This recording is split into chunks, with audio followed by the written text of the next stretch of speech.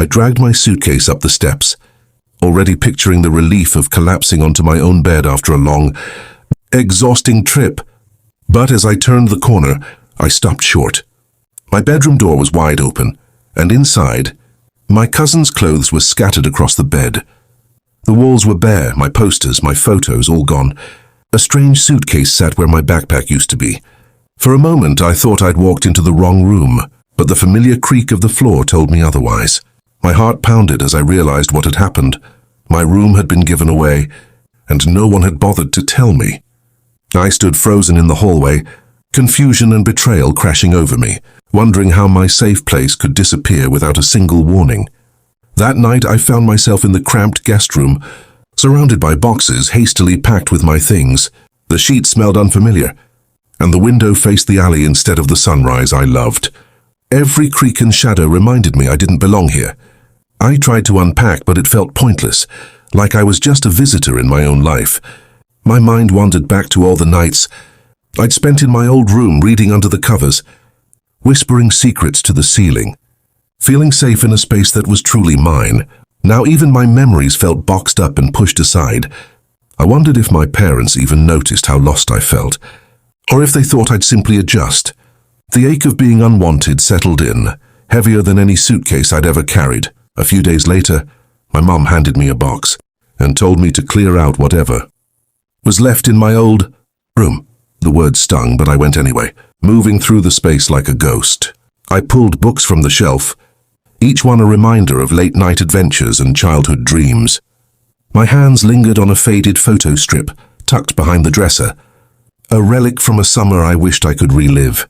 As I packed away trophies, notes, and forgotten trinkets, anger simmered beneath the sadness. How could something so personal be handed over so easily?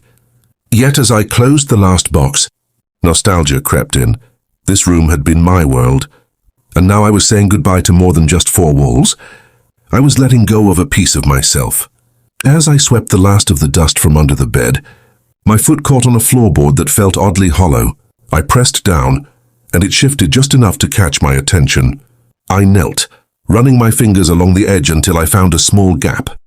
Heart pounding with curiosity, I wedged a ruler underneath and gently pried it up. The board lifted with a quiet creak, revealing a narrow compartment hidden beneath the floor. Inside, the darkness seemed to hold its breath. I reached in, my hand brushing against something solid and cool. For a moment I hesitated.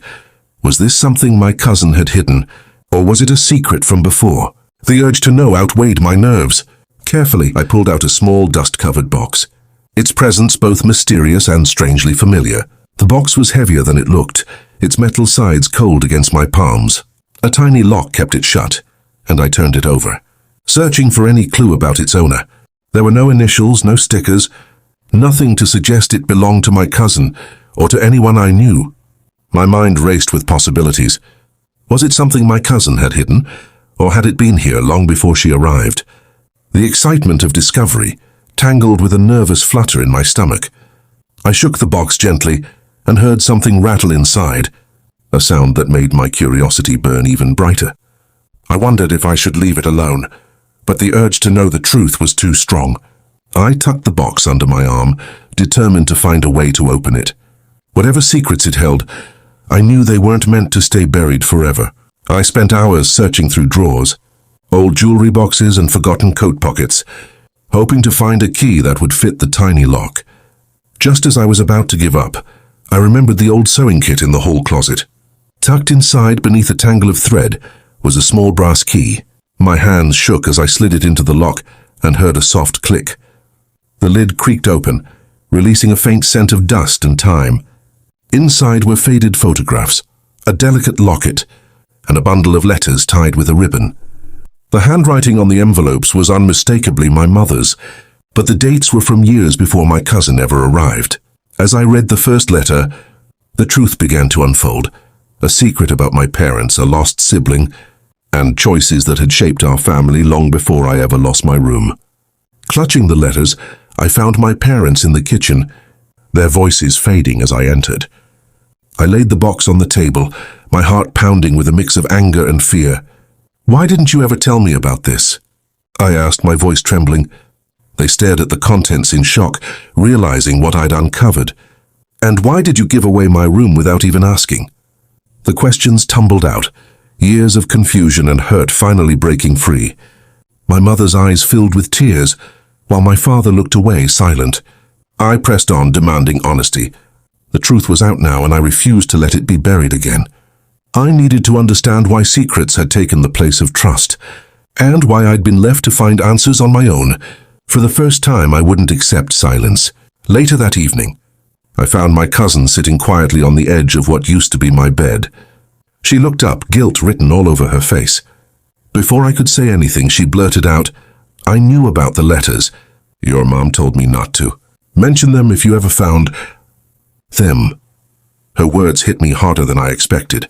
I'd always thought of her as just another guest, but now I realized she'd been carrying a secret too. "I didn't want to lie to you," she whispered, "but I didn't want to upset anyone either." The anger I felt toward her softened into something more complicated, a mix of disappointment and understanding. My parents' decision to involve her in their silence made the betrayal feel even deeper. Suddenly, it wasn't just my room I'd lost, but a sense of trust in the people closest to me. The next morning, I stood in the doorway of my old room, no longer feeling like a stranger. The secrets were out, and with them, the weight I'd been carrying began to lift. I told my parents I needed my space back, not just the four walls, but the sense of belonging I'd lost. If that wasn't possible, I would make a new space my own, one that reflected who I was now, not who I used to be. For the first time in weeks, I felt a spark of control and confidence. The truth had hurt, but it also gave me the strength to choose where and how I belonged. Sitting in my new space, I realized that home was never just about a room or the things inside it. It was about honesty, trust, and the people who share your secrets and your pain. Losing my room forced me to face truths I might never have discovered otherwise. My family wasn't perfect, but neither was I. What mattered now was how we moved forward, together, but with more honesty than before. I understood that sometimes what feels like a loss is really an invitation to grow. In the end, I found something more valuable than a room. I found my own voice.